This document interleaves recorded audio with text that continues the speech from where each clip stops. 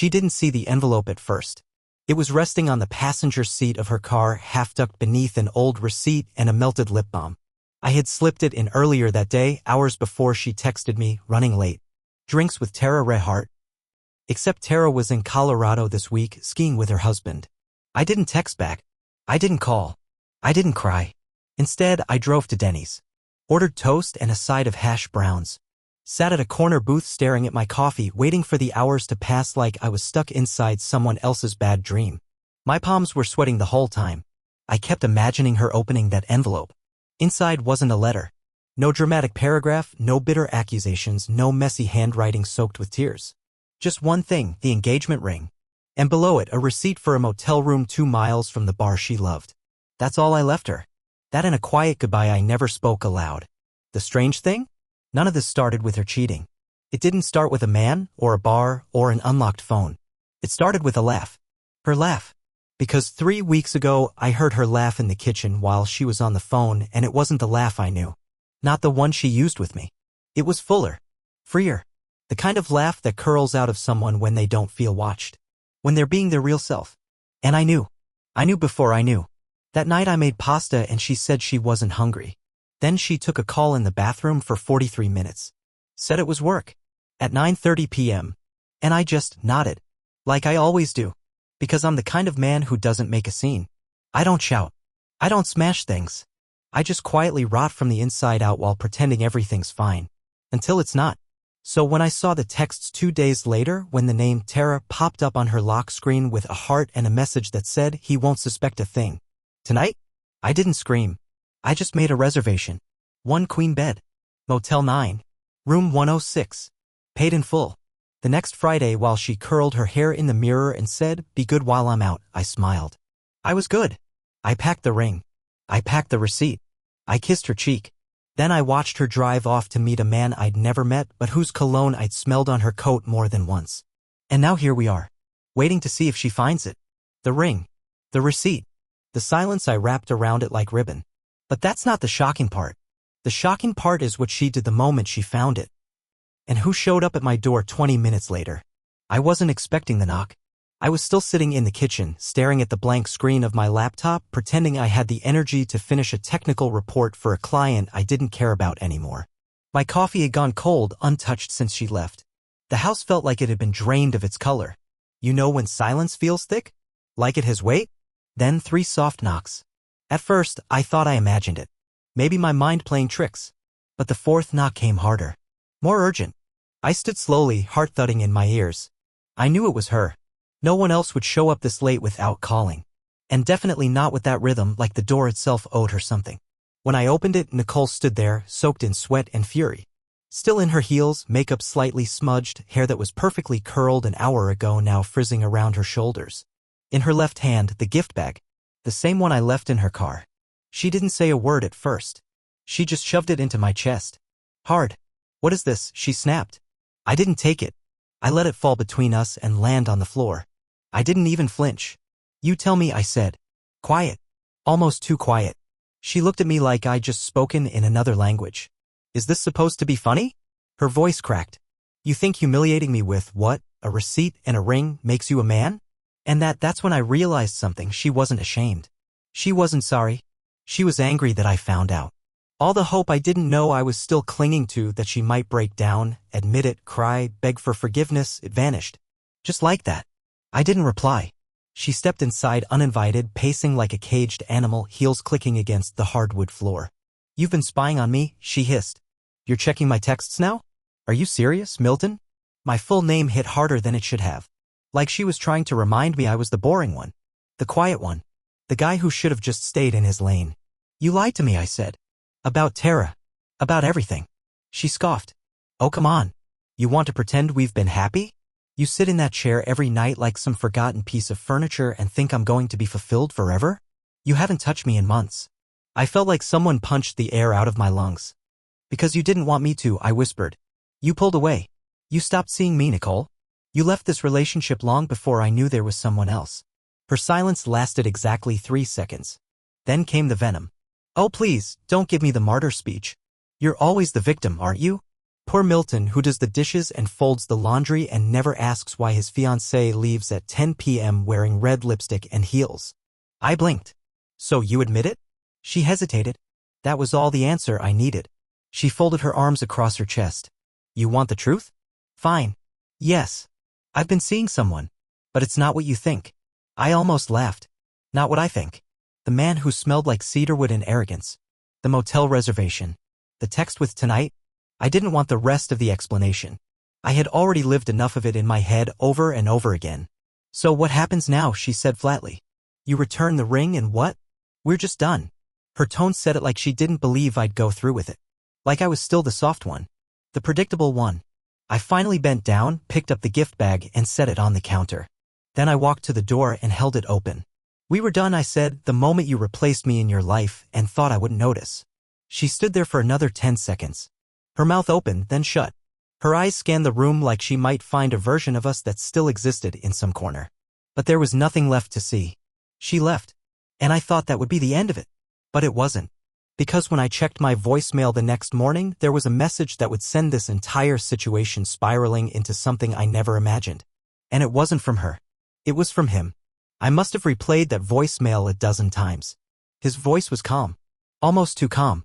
Like someone leaving a message to confirm a dentist appointment, not this. Hey, Milton. I guess I should have expected you'd find out eventually.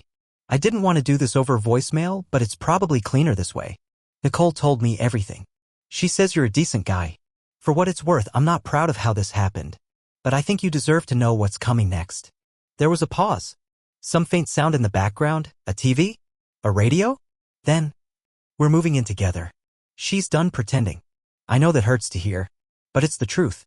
She'll be by this weekend to collect her things. You don't have to see her if you don't want to. I'll be there with her. Don't worry, we'll stay out of your way. Then he hung up. I just sat there. Absolutely still. I wasn't even angry. I was embarrassed. Mortified. You'd think after everything that had already happened, I'd be used to the humiliation.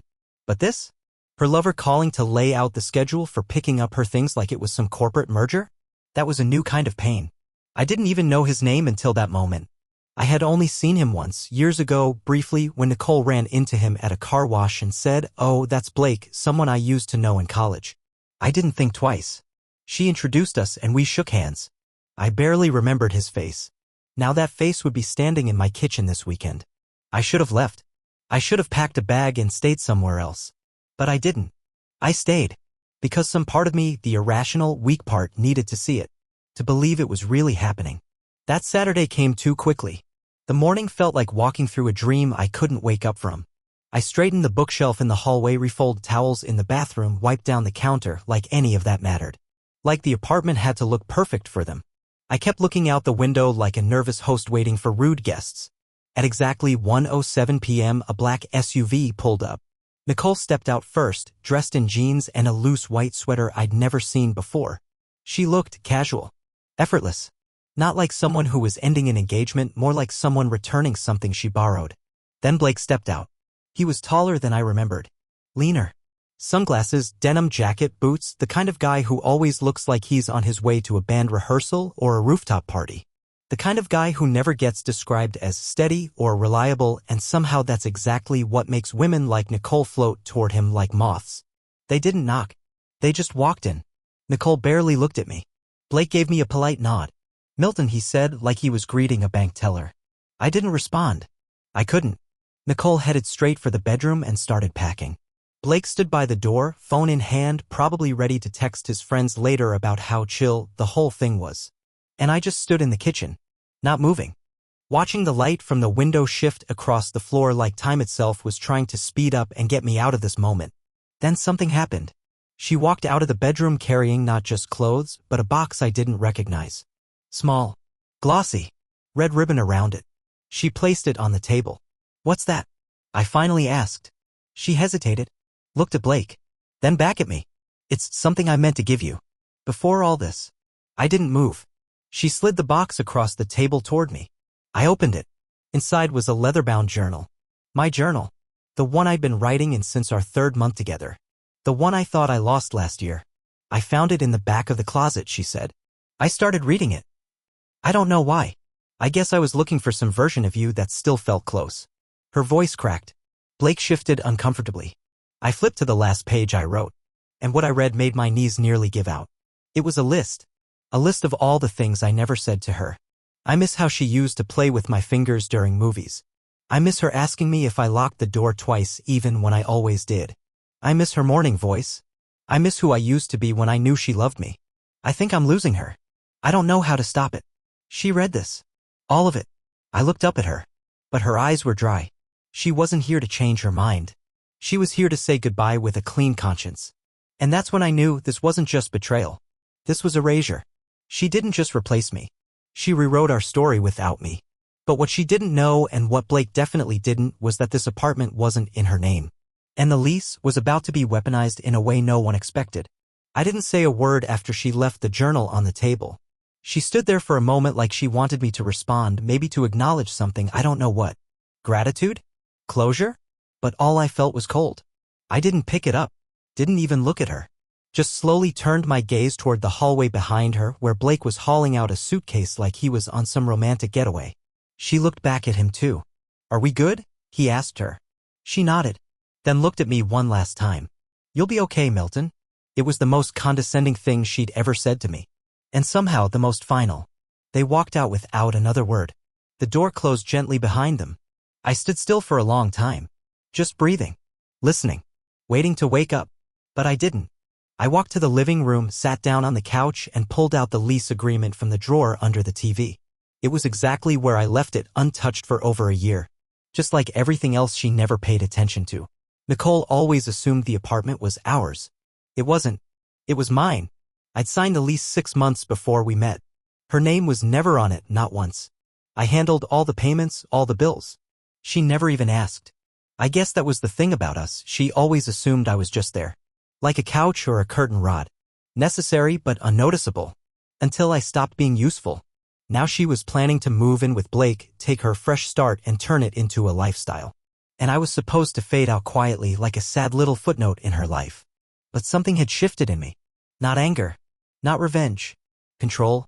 That night, I sent one email to my landlord. Hi Martin, just confirming I'm exercising the 30-day move-out notice.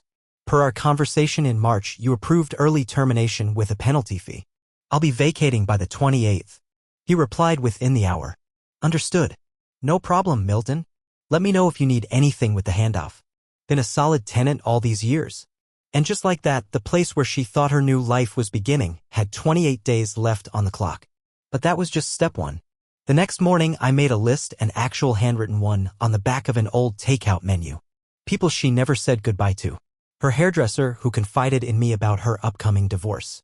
The old lady next door who Nicole used to babysit for during COVID. My mother. My sister. Her yoga instructor. Our mutual friend Ben, who she ghosted a year ago after a fight she never explained. You might wonder why that matters. It matters because when someone rewrites a love story without you, sometimes all you have left is the supporting cast. And if they still remember you, then maybe you were real after all. That week, I reached out to all of them. Not with gossip. Not bitterness. Just honesty. Hey, just wanted to say Nicole and I have split. I thought you should hear it from me. The responses? Shock. Disbelief. Then something more surprising, solidarity. Ben texted, wait. What? She always said you were too soft for her, but I thought she was just talking out of frustration. Blake? Seriously? My sister. I knew something was off last Christmas. She wouldn't look me in the eye. Even her old yoga instructor. She stopped coming right after the retreat. She met someone there. Didn't she? Piece by piece, the facade she'd built started to crumble. Not because I tore it down, but because she'd built it on assumptions. The assumption that I'd stay quiet. That I'd stay still, that I wouldn't matter, but I did, and people remembered. Then came the final trigger. On the third Saturday after she left, I got a text from her. Hey, need to come by for a few last things. Should I bring Blake or just come alone? No apology, no softness, just logistics. I didn't answer. Instead, I packed those last things. A stack of books she never read. A set of wine glasses from her cousin's wedding, a hoodie she stole from me in year one, into 2 boxes and left them outside the front door, labeled, taped, neat. The next morning they were gone. So was she. But the part one wasn't ready for? The letter that came 4 days later. Folded once. No return address. Just one line, handwritten in the center of the page. I never told you what Blake really said that night at the bar. You should know. And suddenly, all the closure I thought I had began to unravel. I stared at the letter longer than I should have. It was handwritten in blue ink on off-white stationery, not her usual style. Nicole had always typed everything. Birthday cards, grocery lists, apologies. This wasn't her. There was no salutation. No "Dear Milton." Just a single line in the middle of the page. I never told you what Blake really said that night at the bar. You should know. I must have read it 10 times, expecting something else to appear.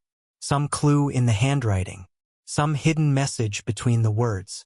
But that was it. No signature. No explanation. Just that. At first, I thought it was a trick. Some weird attempt to bait me into caring again. But the handwriting, it wasn't hers. It took me a full 20 minutes to realize who it belonged to. Lauren, Nicole's old friend from college. They used to be inseparable roommates, co-workers for a while, even co-maids of honor at each other's engagements. But they had a falling out last year. Something vague, something never fully explained. Nicole just said they grew apart. But this letter said otherwise. I didn't have Lauren's number anymore, but I remembered where she worked. A small design firm about 15 minutes from my apartment. I debated whether to show up. The idea felt pathetic, like chasing ghosts in daylight. But I couldn't let it go. The next morning, I drove over and waited in the parking lot, like some nervous high schooler outside a dance. When she came out, she spotted me immediately. Her face stiffened. But she didn't walk away. She approached the car, arms crossed. You got it. I held up the letter. She nodded. Why now? I asked. Lauren exhaled slowly, like she'd been holding it in for months. Because I thought she'd tell you. I figured, if there was any decency left in her, she would. But it's been what? 3 weeks? 4? 4, I said. She's not going to, so I will. Lauren looked around, then leaned against the side of my car. She didn't look angry, just exhausted. It wasn't just some affair, she said. It wasn't even just emotional. Blake, he targeted you. I blinked. What? She nodded. He knew who you were before Nicole ever ran into him again. He didn't tell her at first, but he remembered you. From a conference or a workshop, I don't know. Something you spoke at. He told someone at that bar the night she brought him there. I know her fiancé. He's that guy who writes about workflows and failure points in process systems. That's how he described you. Word for word. I just stared at her. Lauren continued. He said you were a soft target, that you wouldn't fight, that Nicole was already bored and just needed a little push. I felt like I was underwater. You're saying this was planned? Not in the beginning, but once they started up again, he leaned into it. He started feeding her doubts, reminding her of what she used to be in college, what she deserved. He made her feel like you were the placeholder. Every word felt like a needle through my ribs. Lauren looked at me, and for a moment her voice softened. I'm not saying Nicole's innocent. She chose this. But Blake, he wanted to win something. And you were the prize he didn't think you'd defend. I looked down at the letter again. Why are you telling me this? She hesitated. Because I was there. That night. At the bar. I heard it. He bragged about it when she went to the bathroom. He said, she'll be living with me by the end of the month. That Milton guy won't say a word. He's already lost. He just doesn't know it yet. I felt like the air was being squeezed out of me. Lauren touched the edge of the letter. I wrote that so I'd finally have the courage to tell you. Because you deserve to know who she left you for. Not just some random fling. A manipulator. Someone who saw you as a character flaw. I wanted to say thank you. I wanted to say something. But the words caught in my throat. She nodded slowly, then walked away without another word. I sat in the car for almost an hour afterward, watching the sunlight creep down the dashboard and trying to remember if there had ever been a moment, even one, when Nicole looked at me the way she looked at Blake. And then something else clicked. If Blake knew me, then maybe I knew him too. I went home, pulled out an old conference badge from a drawer, one from a tech retreat 2 years ago in Vermont. I flipped it over and read through the panel list. There he was. Blake Henson, Emotional Intelligence in Systems Architecture. He'd spoken 2 sessions after me. We were on the same panel track. That meant he didn't stumble into Nicole. He waited for her. And now I was starting to see it all differently. This wasn't a breakup. This was a game. And I had just been moved into the next round. The weird part? I remembered him. Not clearly, not like some rival burned into my memory, but enough to know he wasn't a complete stranger.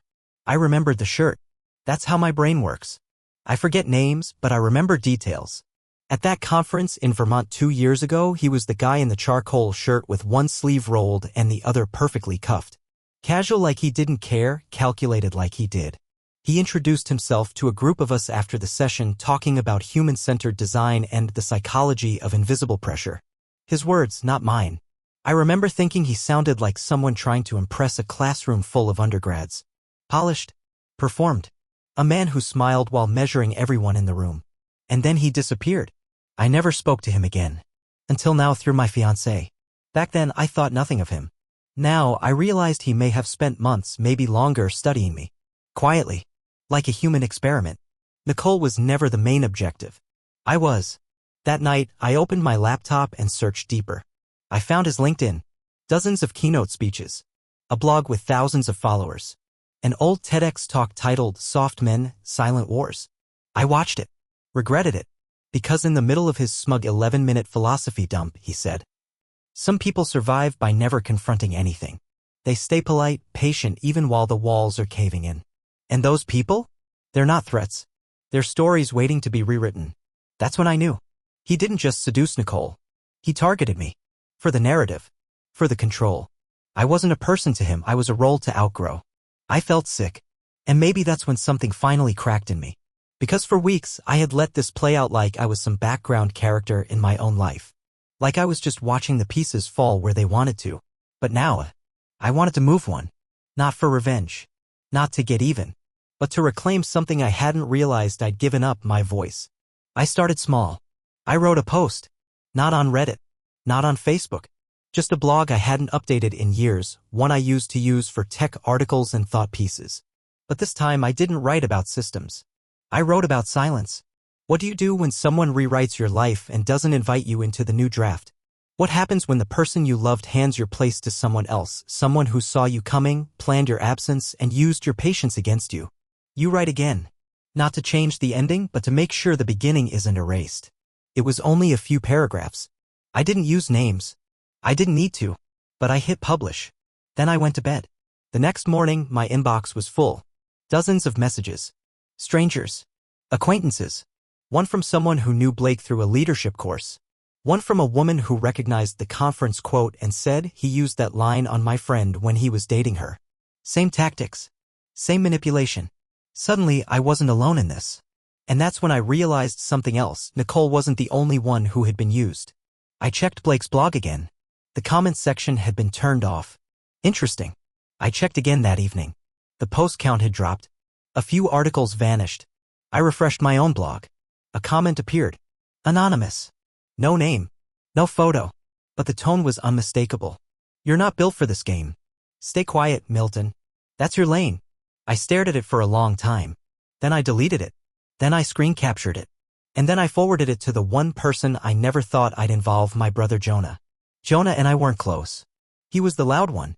The guy who dropped out of college to start 3 businesses, crashed 2 of them, and made the third a success by pure stubbornness. He was opinionated, abrasive, but loyal.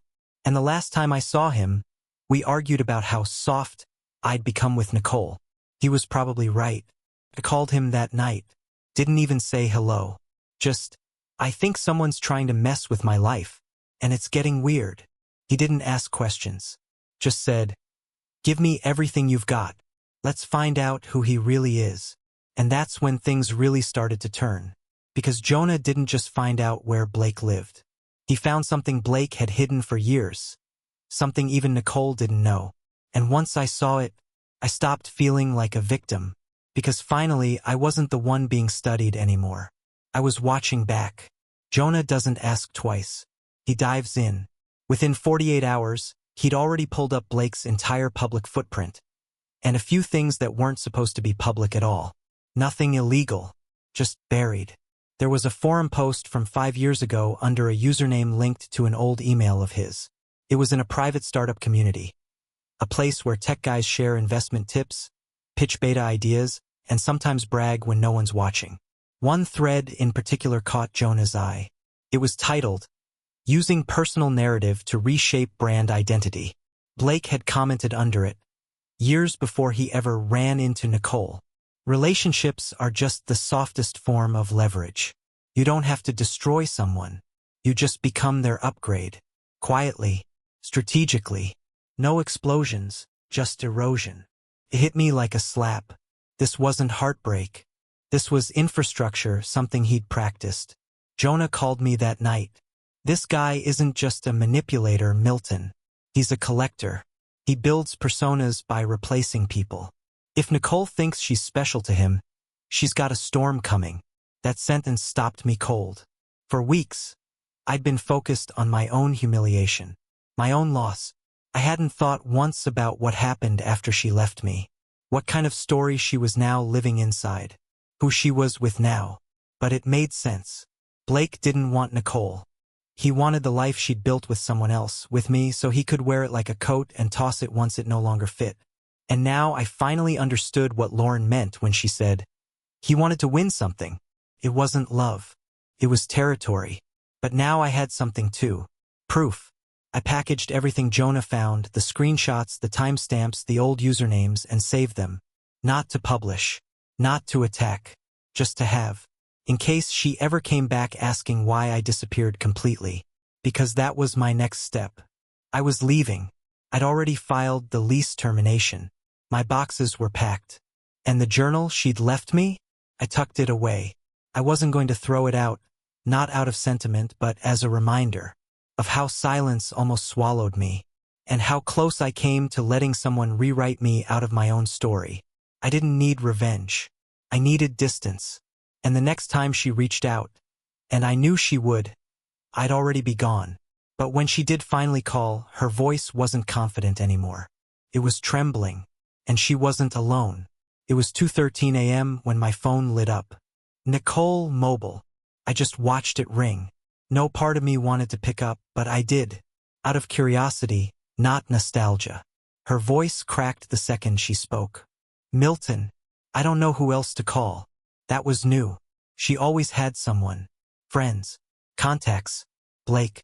But tonight, her voice wasn't sharp or clever. It was raw. There was panic in the silence between her breaths. I didn't say anything at first. Then she whispered, "He's gone. Just gone. Left without saying a word. Took everything he brought." I found the apartment key on the table. I waited. She went on slowly. "I don't know what happened. Everything was fine. I thought it was fine. He made it seem like we were building something." The irony hit like ice in my chest. That's what she told me, too. I thought we were building something. I didn't want to hurt her. I didn't feel the need to twist the knife. Honestly, I didn't feel much at all. Just a calm understanding that this version of her, the one on the phone, wasn't the person who left me weeks ago. And she wasn't someone I needed to fix. "I'm sorry he did that to you," I said gently. She was quiet. Then she asked, "Was he like this with you? I mean, did you know who he really was?" That was the question, wasn't it? I could have unloaded everything Jonah found. I could have told her about the forum posts, the manipulation, the comments from strangers who'd seen his playbook before. But I didn't, because that wasn't mine to give anymore. I said, "I knew who I was. That's enough." She didn't respond. For a long moment, all I heard was her breathing. Then, very quietly, "I miss how you made things feel safe." That part stung. Because I made things quiet, steady, predictable. But sometimes people confuse safety with boredom until they find out what danger really looks like. "I hope you find what you're looking for," I said. She tried to say something else. I heard the inhale, but I hung up before she could. Not to be cruel. To be kind. To both of us. Because the truth is, I had already moved out. Not just from the apartment. From the story we used to share. And while she was still sifting through the wreckage, I was already standing outside of it, blinking into the light of something new. 3 weeks later, I moved into a small place near the river. It's quiet. The neighbors don't know my name yet, but I have a new favorite coffee mug. A shelf I built myself. A plant that somehow hasn't died. I write in the mornings now. Nothing dramatic. Just pages. And one night I wrote a line that stayed with me. Sometimes the most important chapter is the one where nothing dramatic happens. Just peace. Just breathing. Just the absence of noise. That's where I am now. And honestly, I'm okay with that.